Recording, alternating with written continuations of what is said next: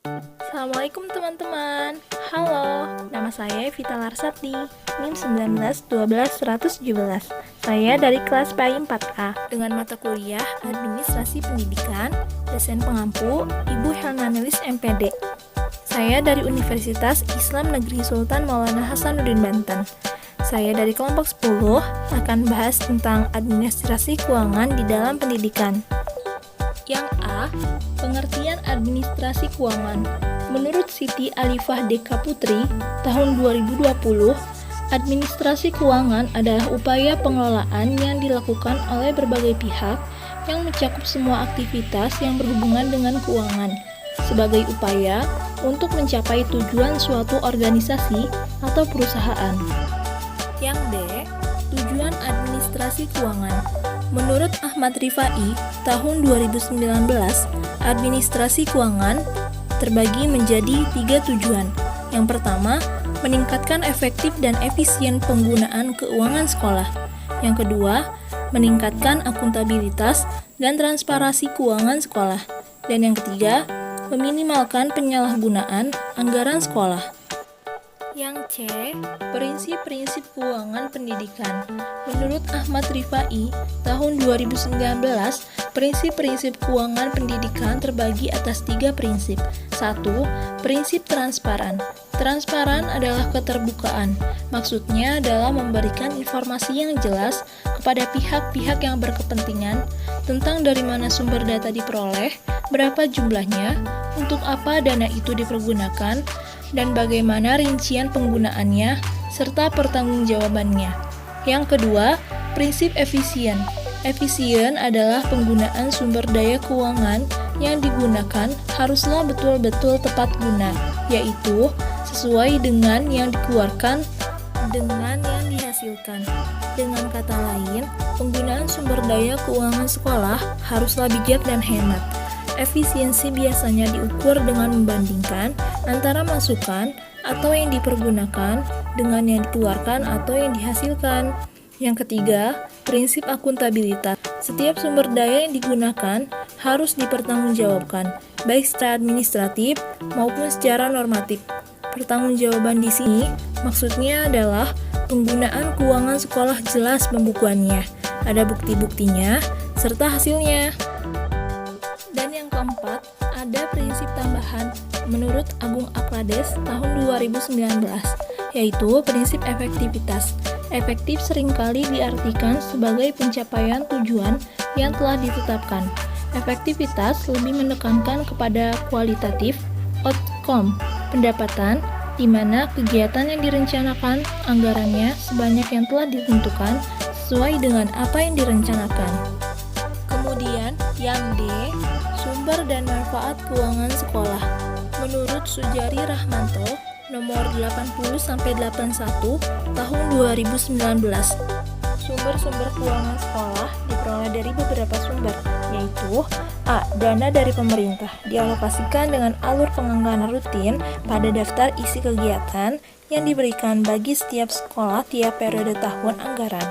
Bisa dikatakan dengan dana rutin jumlah yang dianggarkan pada DIK, ditetapkan sesuai dengan jumlah murid kelas 1, 2, 3, poin serta besaran anggaran biasa bagi setiap macam pengeluaran telah ditetapkan pemerintah didik. B. Dana dari orang tua atau wali murid. Kemasukan bersumber dari masyarakat disebut dengan iuran komite besaran biaya yang dikeluarkan oleh orang tua atau wali murid. Ditetapkan kesepakatan komite sekolah. Biasanya dana komite meliputi 1. Dana tetap bulan sebagai uang kontribusi yang harus dibayar oleh orang tua setiap bulan selama anaknya menjadi siswa di sekolah. 2. Dana insidental yang dibebankan kepada siswa baru yang biasanya hanya 1 kali selama 3 tahun menjadi siswa, atau pembayarannya dapat diangsur. 3. Dana sukarela yang biasanya ditawarkan kepada orang tua siswa tertentu yang dermawan dan bersedia memberikan sumbangannya secara sukarela tanpa suatu ikatan apapun. C. Dana dari masyarakat. Dana tersebut kebanyakan berupa donasi tak mengikat atau sukarela dari warga masyarakat yang memperhatikan terhadap program pendidikan pada sekolah tertentu. Hal ini disebabkan adanya simpati untuk dapat memberikan bantuan demi pendidikan yang lebih maju, baik dana itu disumbangkan oleh individu, kelompok, badan usaha atau yayasan tertentu. D. Dana dari lulusan.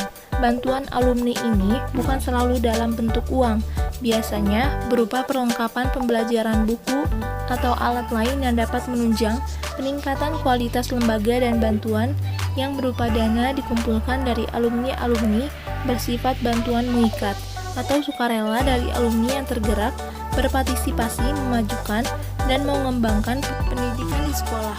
Dana tersebut bisa diterima dari alumni secara langsung ataupun melalui event program tertentu. E. Dana dari anggota kegiatan.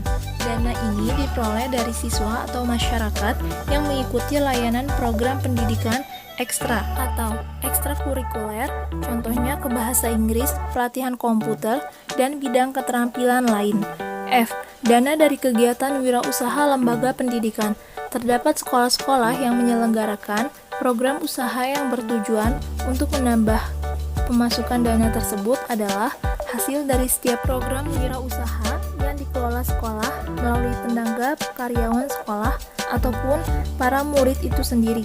Contohnya, kantin, print, fotokopi koperasi, event besar, dan lain-lain.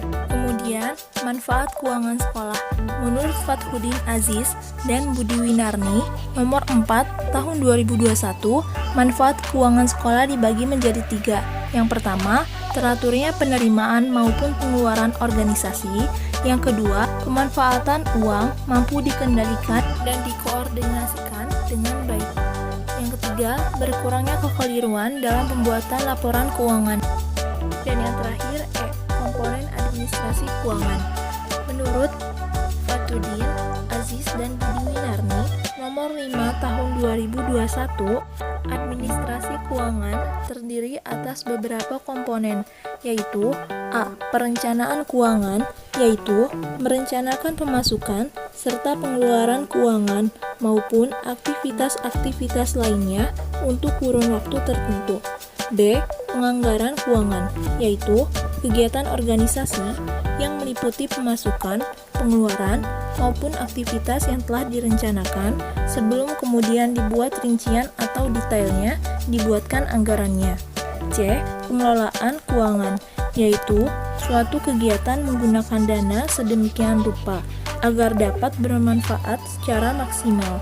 D. Pencarian keuangan, yaitu suatu kegiatan untuk mendapatkan pendanaan agar segala aktivitas organisasi dapat berjalan lancar. E. Penyimpanan keuangan, yaitu suatu kegiatan dalam mengumpulkan dana organisasi kemudian menyimpannya dengan aman. F. Pengendalian keuangan, yaitu suatu kegiatan yang berkaitan dengan penilaian dan perbaikan sistem maupun kinerja keuangan di dalam organisasi. G. Pemeriksaan keuangan, yaitu suatu kegiatan yang berkaitan dengan pemeriksaan atau audit internal terhadap penggunaan keuangan agar penyimpangan dapat dicegah.